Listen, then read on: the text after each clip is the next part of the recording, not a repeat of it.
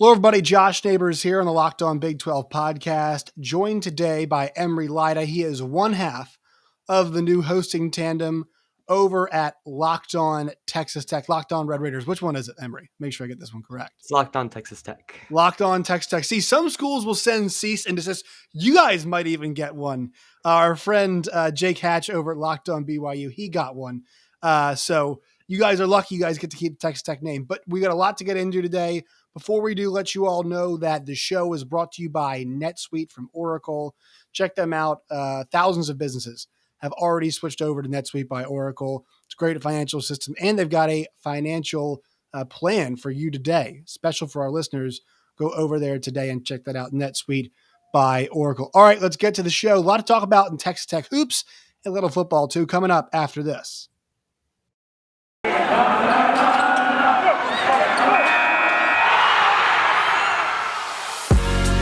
You are Locked On Big 12, your daily podcast on the Big 12 Conference, part of the Locked On Podcast Network, your team every day. Once again, hello, everybody. I am Josh Neighbors here, Locked On Big 12 podcast. Pleased to be joined today by, once again, one of the new hosts of Locked On Texas Tech. That is Emory Lyda. Emery, how are you? Doing well, Josh. It's been nice to get going with the Locked On Network, and obviously we've had a lot to talk about with basketball going through this season so far. Had a nice win over Baylor and Kansas as well. And man, I mean, it's just been nice to see Tech basketball going well and Tech football. I mean, excited to talk about all of it. Yeah, and just a little background on yourself. Just talk to folks about how you got started covering Texas Tech. I will say, whenever I post Texas Tech videos, the fans are really hungry for content. So I'm sure all the fans out there will be really excited to see that we now have a Locked On Texas Tech podcast. Talk about how you got started covering Texas Tech. Where can people find you? All that stuff. Yeah, so basically about 3.5 years ago, I joined the SB Nation blog, Viva the Matadors, and started out just as a contributing writer, kind of just writing stories here and there. I've always been a huge Tech football and basketball fan. Both of my parents went to a college that had no athletics or anything, so it was kind of my go-to athletic school. And so I picked that up and wrote for Viva the Matadors for a few years. And then towards the tail end of my time there, I met a good friend of mine in Ryan Mainville. And the two of us decided last year that we would start a podcast called No Middle Madness. We really extensively covered Texas Tech basketball because both of us love analytics and film and kind of built a following there. And then we decided we wanted to keep working on that. And so we've expanded the brand. Obviously, having the Locked On Texas Tech podcast now, that's where you can find us pretty much on any platform. Obviously, both of us have our own personal Twitter. You can follow me at Eraser41. Try to keep things consistent there. Try not to get too crazy. And then obviously you can follow our podcast at Locked On TTU, obviously available on all platforms, coming to YouTube soon. And then finally, you can follow Ryan at R Mainville LBK on Twitter. He's got a lot of great takes, and he also covers Texas Tech for the Dallas Morning News and has a lot of great stuff there. All right. So, once again, we're glad to have you aboard. You guys are now, I think you guys are the fourth current Big 12 team we have. Oklahoma, TCU, Oklahoma State, and now you all. Obviously, we got BYU coming in. Jake Hatch takes care of that. So we're glad to have you guys. And yeah, I mean, it's been football nonstop, but as kind of football is wound down, the national title on Monday night, it's hard to turn your eyes towards basketball and not immediately turn your eyes towards Texas Tech. And for them, not just the start to the year, but my big question was, look, they had a non-conference schedule where the only really awesome win they racked up was the one against Tennessee. And it wasn't particularly a pretty win, a game that notoriously was booed going to overtime at Madison Square Garden. And so I think the big question for me was about the offense, right? How is the offense? How is Texas Tech going to look in a game where it's like, all right, you got to score, right? And I think some of those questions are still there, but they've racked up probably the best win of the country this past week. They won at Baylor. And I don't think there's any doubt. I don't think any team so far, I can't think of any, that has put together a back-to-back stretch of a win against a team like Kansas and then a win against Baylor. So Mark Adams' team, I don't even think they've come close to playing their best basketball yet, but two of the more impressive wins of the country this season. Yeah, I mean, you look at it, and it's really just been a dogfight in a lot of the games that Tech has played so far. I mean, you mentioned the Tennessee game, and that was one of the ugliest basketball games I think I've ever watched. But Tech managed to go punch for punch and end up on top, and that was with Terrence Shannon still playing and with Kevin McCullough fully healthy. And really, up through non-conference play, there wasn't a ton of optimism on the national scene for Tech. Certainly, like, they looked like a mid-pack Big 12 team, some team that's gonna give other teams headaches in conference play, and obviously, like, they'll be up there in the conference, but I don't think anyone could have expected to start the conference season shorthanded, run Iowa State all the way to the wire, and then beat Kansas and Baylor back to back. And it's really been incredible to see because, like you mentioned, the offense hasn't been particularly great throughout the season. And against Kansas, we started to see a lot of development in the half court, which is really incredible to see just considering no TJ Shannon. And that game, McCullough wasn't there either. So that's two of your best ball handlers out for a substantial amount of time. And yet they've had success. And it really just comes down to the Mark Adams led defense. And we've seen defense be the key in Lubbock for years now. And certainly for this team to have the length and athleticism they have on the perimeter and just being able to put together possessions offensively. It hasn't been pretty, but as long as they can keep grinding out games, it's shown that they're going to be difficult to beat regardless of who the opponent is and regardless of where they're playing. Yeah, it's been impressive, and that when Jeff Haxton, who does play for Texas Tech, was on. I work for SiriusXM. He was on Big 12 today, yesterday, and he really kind of encapsulated. It's like this is Mark Adams' culture now. This is his team. He kind of put the statements. I know Chris Beard, in terms of accomplishments, is really far ahead, but Mark Adams hasn't even had the chance there. But in terms of like cultural, I mean, his cultural standpoint, he has put his trademark on this, and he is a very Chris Beard was an interesting cat, right? The fireside Yeah. chats were always an interesting thing to watch. And Mhm. a coach who has had such a eclectic basketball upbringing, I think is the right way to put it, with all the places that he has been a coach. I just always thought at some point in time he would go on to the NBA just because he seemed to be the kind of guy who's like, I can coach anybody, anywhere, anytime, because he has coached anybody, anywhere, anytime. Mark Adams he's as goofy as right. Like, is that a right word to say? The video of him sparring with the Un- bear in the circle it's excellent. The interview where he was talking about Unconventional. snakes. I think he was talking about snakes in an interview that he did during one of the games recently. Again, they weren't playing him, but they had him on. He was Yeah. talking about, I think he was talking about snakes. So he's a different cat, but like this was a classic Texas Tech defensive win. And we've known him as a defensive coordinator, if you will, for Texas Tech hoops for a long time. That Baylor win was basically like that. That seemed like the blueprint of everything that he's kind of been known for. Yeah, I mean, this is 100% Mark Adams culture at this point, and obviously Chris Beard has a lot to do with the success that Tech has had over the last few years, and I don't think any sane person isn't going to discredit that. But Mark Adams is Texas Tech hoops at this point. You've seen the defensive culture that he's brought in for years now. The guys in the locker room absolutely love him. I mean, this is a team full of guys that have been close together. You've got guys like Kevin McCullough that willingly came back because Mark Adams was in town and because he was going to be the next coach. And I mean, I would say the best way to describe his like mannerisms and approach is unconventional. Certainly, he's got a background that not many D1 coaches can say that they've had. Took his first D1 job at the age of 65, obviously. He Mm-hmm. was a hockey GM back in the day. Took a break from coaching basketball to be a part-time owner in hockey GM. And he's got a lot of unique interests. He was once a Golden Glove boxer. His dad was into boxing, and so he's got a lot of kind of interesting things going on. But certainly, his basketball knowledge and ability to coach a great defense is something that's really carried over, and not just this year, but even in the past. Like these past Texas Tech, few years of Texas Tech basketball have been the golden age of Tech basketball, and certainly this year's team looks to be the first one that he's at the helmet, and it might be one of the best that we've seen in a long time. So as it pertains to this group, I think the one thing that I notice is they're a long group, right? They're an Yeah. athletic group. Would you say that they're necessarily a tall group?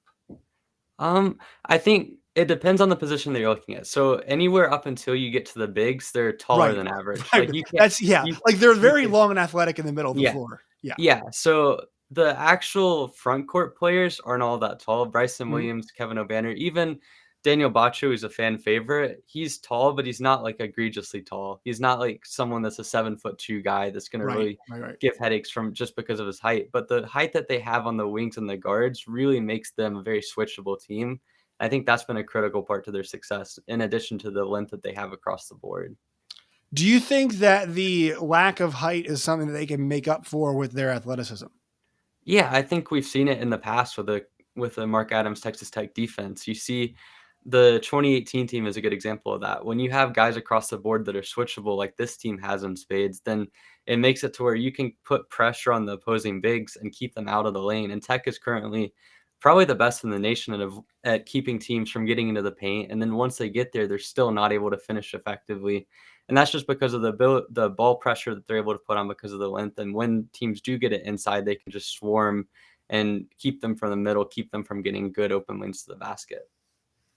Yeah, and that's, I mean, that is one of the things that really that helps so much with that defensively. If you're long and athletic, it just seems like they have a certain type of player that they want to get when it comes to that.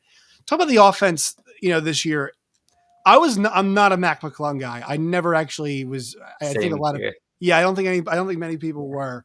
Um, he's what I like to call. He reminds me of like there are a couple guys I tagged this. R.J. Barrett was like this. They were volume shooters in college. They weren't necessarily volume scorers, right? Yeah. And I thought there were a lot of times last year where the Texas Tech was better off with him actually on the bench, just because of some of the defensive stuff. He wasn't a really great defender, and took a lot of bad shots, in my opinion. This year, it's like the scoring is more dispersed, right? They got I Mhm. think 3 or 4 guys averaging over 10 plus points per game, and all of those guys can defend. Now, you know, fate of the world on the line here. Who's shooting for Texas Tech is kind of the next part of that question. Who is the guy that's going to get the rock? Well, right now, it has to be someone kind of a committee. I'd go with Kevin McCullough just because of his experience and his leadership that he has. Certainly, you want to have TJ Shannon back because if he comes Right. back, he's the obvious answer to that. And hopefully, he can be back in the next couple of games. I doubt we're going to see him over this weekend, but certainly against Iowa State next week seems to be the anticipated return. And he's got to be the guy. I mean, you saw in the Tennessee game in Madison Square Garden, he was absolutely critical in getting any sort of offense for Tech. And I mean, I don't think it's in years past where you had a Keenan Evans or a Jarrett Culver or a Mac McClung that took every shot at the end of the game. But certainly, he's the guy you want to put with the game on the line. You want to put the ball in his hands, and if not him, it's got to be McCullough at this point. I would have to imagine. And so you look at what kind of faced them. I'm a huge proponent in college basketball of, especially in this conference, you want to figure out like what is the best version of you, right? What is the best version of you, and can you sustain it? I think I think the people that know college basketball don't do this, but like really tracking a team game by game, especially in this league, doesn't make a ton of sense in terms of like, what do I think of this team? You want to evolve your opinion some, but I think really the point is, all right, what does the best version of this team look like?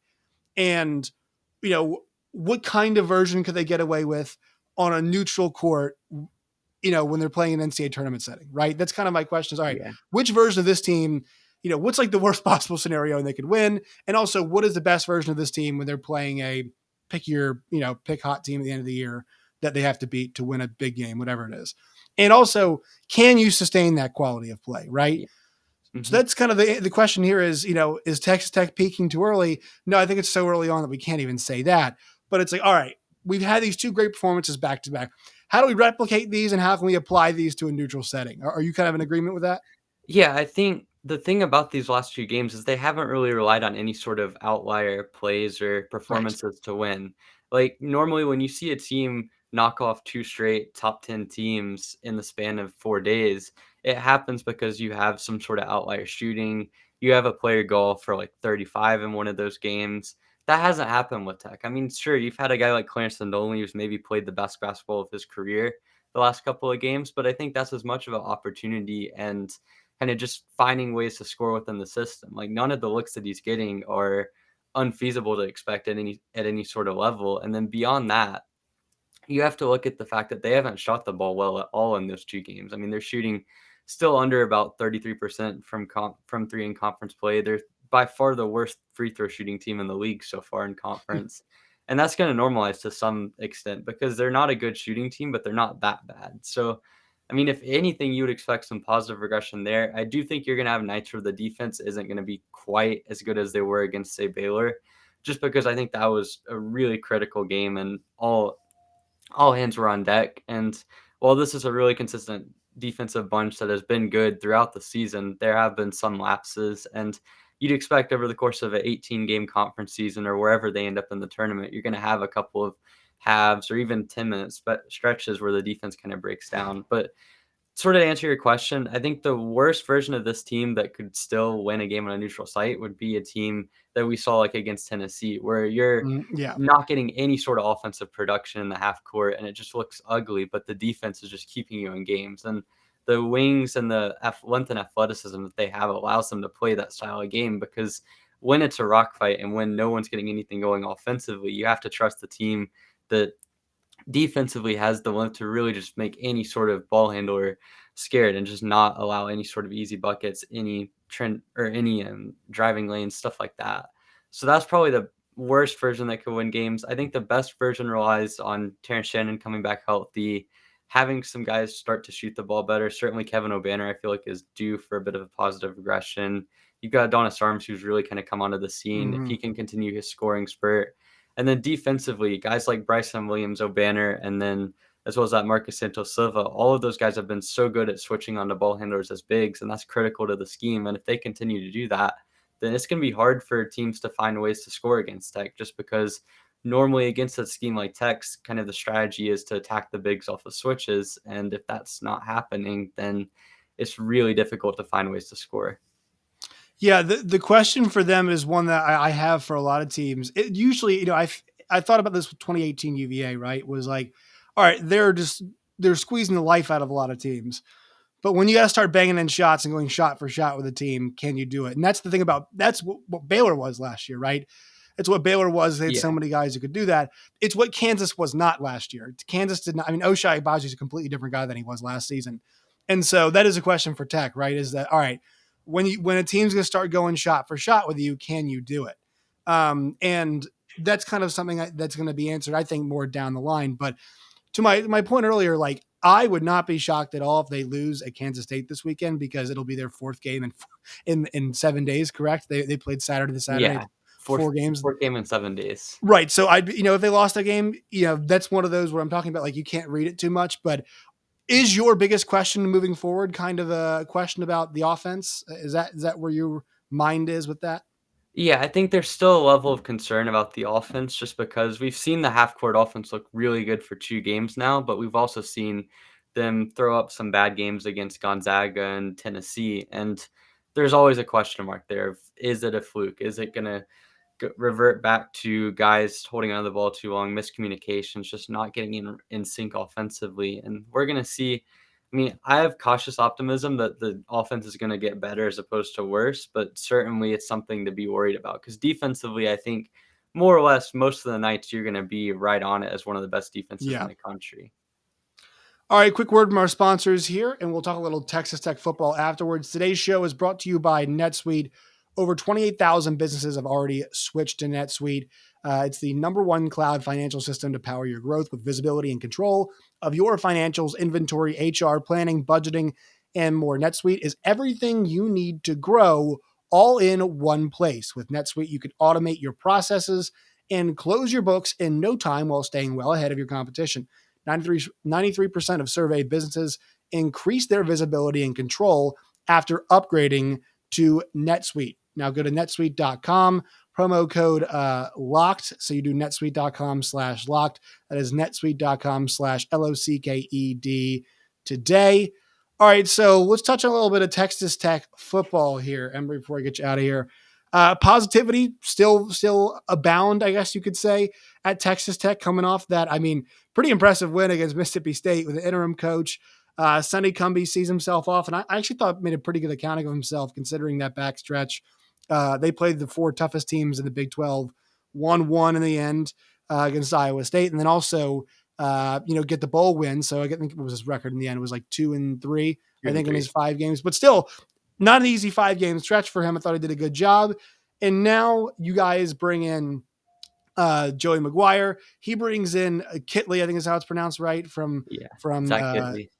Zach Kitley. which is, I mean, look, you talk about air raid. I mean, I'm not sure if you got to watch much Western Kentucky football this year. They were the most fun team to watch in the country. So that's exciting. And I also think like several good quarterback options. I mean, I think there is an argument for Donovan Smith, Tyler Shuck, and Baron Morton to play next year. Yeah, I think certainly, first off, looking at the program as a whole, this is arguably the best that Tech fans have felt about the football program since the end of Cliff Kingsbury's first year in 2013 after the bowl win against Arizona State, because you've got a new coach coming in Joey McGuire, who has really upped the recruiting level on this team. I mean, we went from being around 80th in the country in recruiting rankings before he came in under Matt Wells to now post early signing day, they've been anywhere between 35th and 45th, depending on the site you're looking at and depending on the day. So certainly the buzz around this program is immense. Bringing in Zach Kidley as well as Tim DeRoyer to a lesser extent are both really big names to get as coordinators, especially Kitley, just because he's from Lubbock. Obviously, his dad coached the cross country or the track and field team, and is really well known around town and around the university. And for Zach, I mean, he's worked with Patrick Mahomes, worked with Bailey Zappi, had probably the best offense from a passing standpoint this season. I watched a lot of tape on him just because I really enjoyed watching that team. And even if Tech didn't hire him, I was hoping he'd go somewhere nice. And I mean, I'm really excited. I know a lot of people around Tech and really around the country even are starting to take a little bit of notice of what Tech did. And obviously having the bowl win over Mississippi State and Mike Leach really helped out and really just provided a good source of momentum. And you have to thank Sonny Cumby for that in a lot of ways, because he kept the program together when a lot of guys nationally thought that would be it for Tech this season. Even though they were 5-3, you fire Wells after that Kansas State game. You go into the toughest 4-game stretch of the season, and they were heavy underdogs in all 4 games and found a way to win against Iowa State, played Baylor really close, could have played Oklahoma State close. I think the offense really struggled in that one, but as a whole, it's just been a lot of positive things. And I think the quarterback battle is going to be really interesting going into next year, because you have Donovan Smith, who ended the season on a really high note against Mississippi State, played really well against Iowa State, and then had Baylor and Oklahoma State. Both of those games could have gone a bit better, but certainly a really good battle to watch, because you also have Tyler Shuck, who a lot of people were really high on coming into the season, and then Baron Morton, who's the best quarterback recruit that Tech's had since Graham Harrell. So a lot of guys to choose from, and I think all 3 could be solid choices depending on how Kitley sees them and depending on exactly what sort of offense we're trying to run for next season. Right. I think Donovan Smith's the guy we all think about off the top because of his success towards the end. But then you think about the throw it around type offense, and that feels like it's more towards the Tyler Shuck mold. And then also Baron Morton, I feel like he's kind of an unknown at this point, right? In terms of what he actually is. So it's a really interesting conversation. But I will say, if you look across the Big 12 conference, and that's usually what I do from my perspective, like it's a pretty good situation compared to what everybody else has going on. I mean, think about kind of the dysfunction, or not dysfunction, but like Baylor has a legit quarterback battle. Now they won the Big 12 this year, but there's some questions about whether Gary Bohannon is the guy next year. Oklahoma State, Spencer Sanders is like one of the most entrenched quarterbacks, and he is like one of the more inconsistent guys that we can see on a game-to-game basis. The Big 12 championship game to the Fiesta Bowl, I mean, are 2 completely different people out there. Iowa State is going to have to, usher out their end of their era with Brock Purdy, now potentially Hunter Deckers. And then OU's got Dylan Gabriel, and hell, maybe even Jackson Dart coming in. And how much do we really trust Adrian Martinez at Kansas State? And obviously Kansas is trying to get themselves back up. TCU, are they in on Jackson Dart? What's the situation to be like there? Now, these things tend to resolve themselves, but I will say, while it's a battle and there's no clear winner, it's 3 pretty good options. And I think that's kind of the headline for me. Yeah, I think regardless of who takes the first snap, you have to look at Tech's quarterback situation as being right up there in terms of one of the best in the conference. And I think there's obviously a lot of unknowns, and it doesn't just go for Tech. I mean, obviously, you mentioned OU with Dylan Gabriel. I think of all the quarterbacks coming into the conference, he's probably the most well known and well respected across the nation. But beyond that, I mean, it's a lot like the last couple of years where you have some really high level quarterback play, but certainly on Tech's end, being able to have guys like Donovan Smith, who we've seen play really good games and lead the team against Iowa State, put up It's one of of the better played games this year by a quarterback in the Big 12, yeah, the Iowa State game. Yeah. yeah. I mean, he was extremely efficient in that game. And then you had Tyler Shuck, who has had his moments through his career where he's looked like a really accurate passer. And I mean, having him coming back from injury, we don't know exactly how he will pan out. Certainly, we didn't get to see him much in conference play, but the early returns were very promising. And then you have Baron Morton, who looks like someone that has a lot of zip and has the mobility to play in a variety of different offenses. And certainly with Kitley, the question is going to be who has the best arm to be able to spread out the ball effectively. And I mean, I truly don't have a favorite at this point. I know a lot of people in the fan base really want to see Donovan Smith or they really want to see Baron Morton. And then a lot of people across the nation kind of seem to think that Shuck's going to be the guy that kind of reestablishes himself. But I think we're going to have to see in the spring because it's three guys that have either really high pedigree or really good results so far throughout their career. And it's a good problem to have because it was just 2 years ago that Tech was going into the offseason with the Alan Bowman coming off of his second season-ending injury and a Henry Colombi that had just transferred in from Utah State. And he just actually hopped in the portal again, I believe, right? Yesterday. He just transferred yesterday, or just announced his intention to transfer yesterday. So, I mean, Tech's been in a much worse spot from a quarterback standpoint going into at least 2 of the last 3 years. And I would say that the biggest thing is all of the guys on the table have the natural talent to play the position well. It's just going to be about who Kitley wants to see in the offense and who he thinks can provide them with the best chance to win, given the pieces around them and given what system they're going to be in. All right, one more quick word from our sponsors here, then I'll get you out of here. Today's show is brought to you by Get Upside. If you guys want to save at the pump today, download the Get Upside app and use the promo code SCORE, SCORE, SCORE. You guys will save up to 25 cents per time at the pump and get an extra 25 cents the first time. So you can get up to 50 cents cash back per gallon of gas the first time you go to the pump with the Get Upside app. Promo code SCORE, SCORE, SCORE today with Get Upside. Also, today's show is brought to you by our friends at betonline.ag. Go to betonline.ag today. Use the promo code LOCKEDON, LOCKEDON, locked on.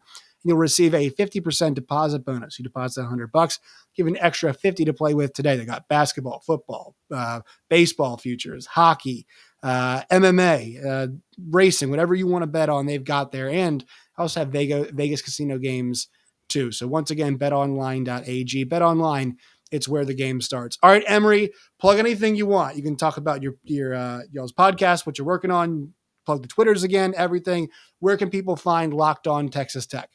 All right, so the official podcast Twitter account is at Locked On TTU. We like to keep it simple, just posting the links to our shows just to kind of make it so where if you put on notifications, you're not going to get any tweets of us saying random stuff from the official account. But if you want to hear our everyday feedback and information, you can follow me, Eddie Racer41. I like to do a lot of tech content and some NBA, Formula One, whatever, sprinkled in. And then if you want to follow Ryan, are you an F1 guy too?